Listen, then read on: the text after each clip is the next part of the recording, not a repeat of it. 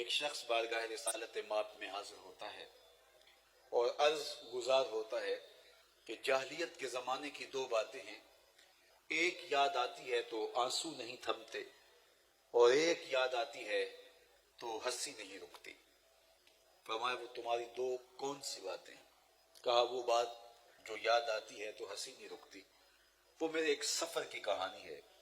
میں نے ایک لمبی مسافت پہ جانا تھا تو یہ سفری معبود اپنے سامان میں باندھ لیتے تھے تاکہ راستے میں پوجا پاٹ بھی کرتے رہیں۔ تو پتھر کا ایک معبود اٹھایا تو وزن بہت زیادہ ہو گیا، سوچا کہ میں تو اپنے معبود اور اپنے خدا کے بوجھ تلے دب کے مر جاؤں گا، تو آٹا گوندھ کر کے ایک چھوٹا سا معبود تیار کیا اور پھر اس کو دھوپ میں رکھ کے خشک کر لیا اور سامان سفر میں باندھ لیا۔ راستے میں پوجا پاٹ بھی چلتی رہی۔ جو میرا اندازہ سفر کا تھا، سفر 2-4 دن اوپر چلا گیا، اور جو توشہ سفر میں نے لیا تھا وہ اندازہ سفر کے مطابق لیا تھا۔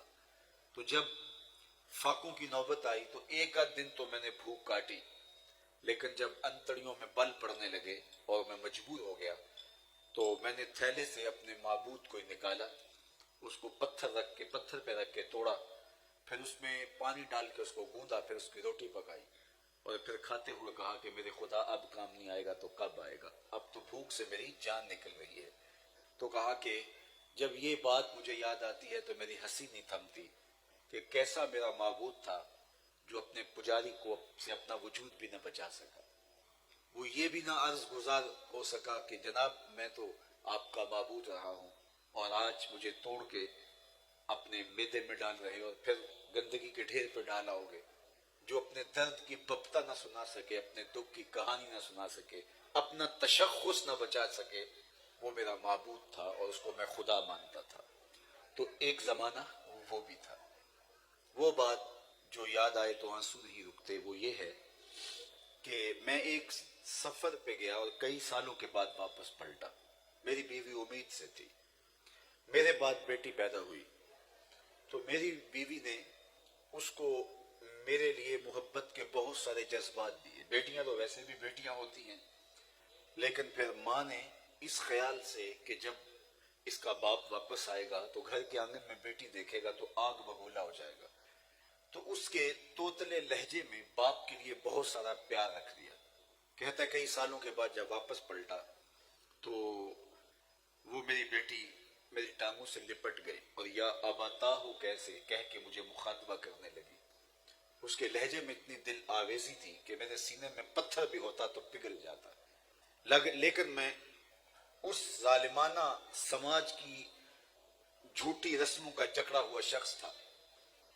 میرے دل میں بڑا غصہ آیا اور میں اپنی بیوی کو گھور کے دیکھا اور گویا میں اس کو آنکھوں میں کہہ رہا تھا، ایک تو نے سانپ کو جنم دیا ہے اور دوسرا اس کو باتیں سکھائی ہیں، اور میں اس موقع کی تلاش میں تھا کہ میں اس کو زندہ درگور کر دوں۔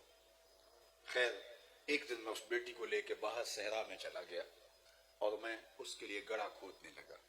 میری بیٹی نہیں جانتی تھی کہ میرا باپ یہ گڑھا کیوں کھود رہا ہے۔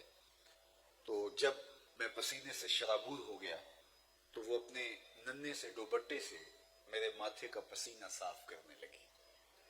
میرا دل پسیج جاتا لیکن میں ان جھوٹی رسموں کا اسیر تھا۔ خیر جب میں نے گڑھا کھود لیا اور باہر آیا تو اس نے بڑا سکھ کا سانس لیا کہ میرے باپ کی مشقت ختم ہو گئی، لیکن وہ یہ نہیں جانتی تھی کہ اگلی مشقت کس کی شروع ہونے والی ہے۔ تو میں باہر نکلا تو میں نے اس کو اس کے اندر دھکا دے دیا اور اوپر سے مٹی ڈھیلنے لگا۔ وہ چیختی رہی اور ننھے اور معصوم ہاتھ جوڑ کے مجھ سے زندگی کی بھیک مانگتی رہی، لیکن میں سنگ دل شخص کی طرح اس کے اوپر مٹی ڈھیلتا رہا حتیٰ کہ اس کی سسکیاں، اس کی چیخیں اس ریت میں دب گئی۔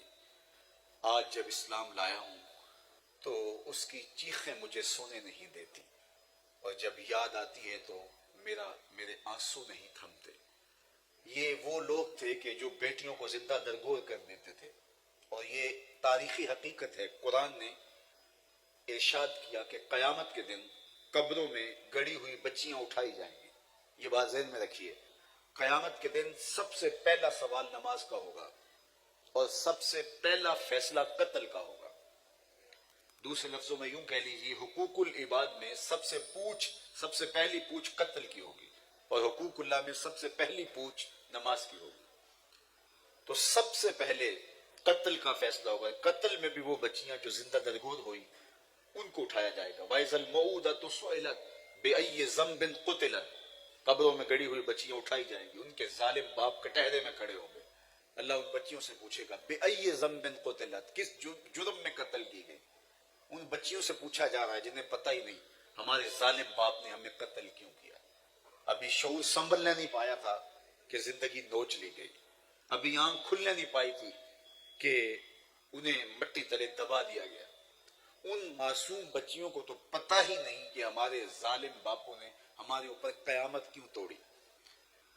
مجرم کٹہرے میں کھڑے، اور جب مجرم کٹہرے میں کھڑے ہوں تو اسباب جرم مجرم سے پوچھے جاتے ہیں کہ تم نے یہ قیامت کیوں توڑی، تم نے یہ غضب کیوں ڈھایا، لیکن ان سے نہیں پوچھا جا رہا۔ توجہ چاہوں گا، ان سے نہیں پوچھا جا رہا بلکہ ان بچیوں سے پوچھا جا رہا ہے تمہیں قتل کیوں کیا گیا۔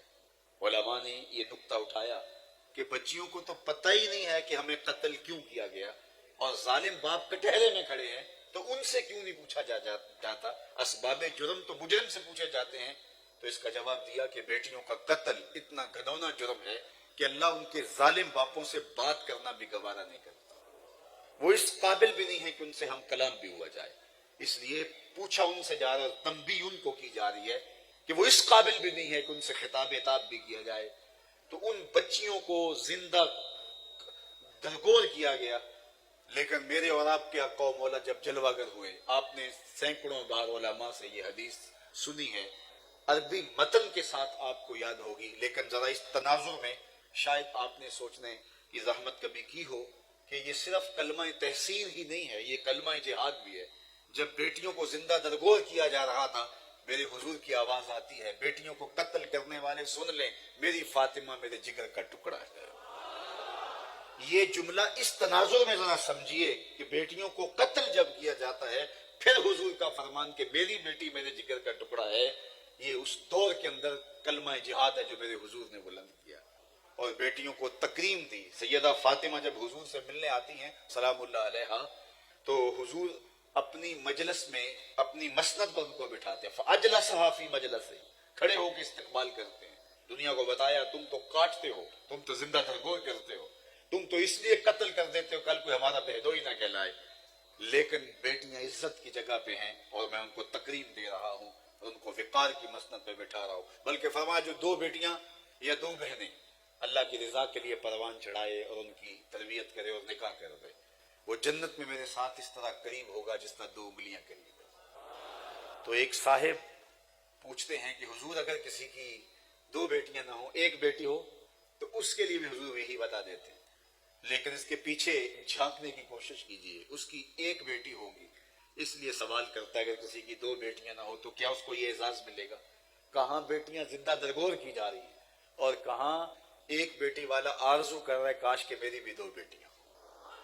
یہ تھا میرے حضور کا دیا ہوا دین، یہ تھا میرے حضور کا لایا ہوا نظام، یہ تھا انداز زندگی میرے حضور علیہ السلام کا۔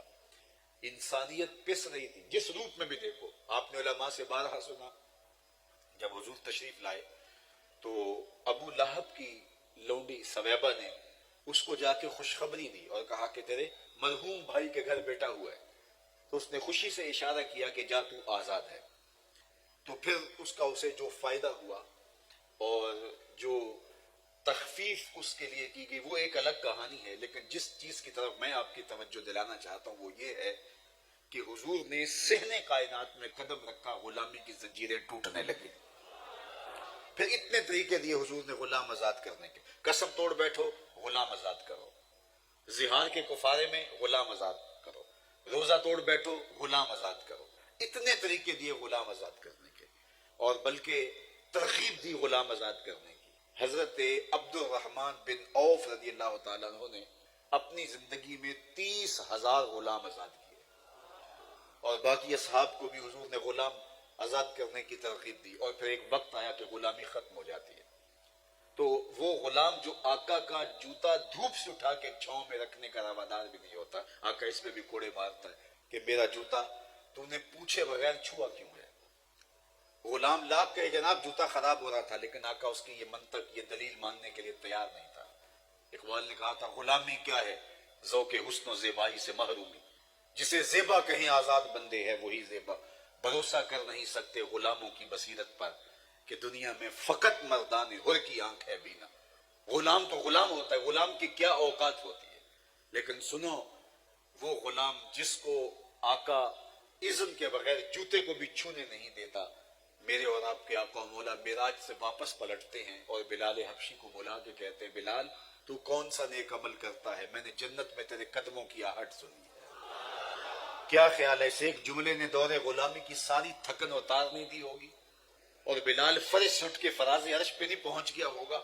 کہاں جوتا نہ چھونے دے آقا، اور کہاں دو جہاں کا سردار کہہ رہا ہے میں تیرے قدموں کی آہٹ کو سنتا رہا ہوں۔ یہ وہ عزت افزائی تھی، یہ وہ عزت افزائی تھی جو میرے حضور نے جو ہے وہ انسانیت کو دی۔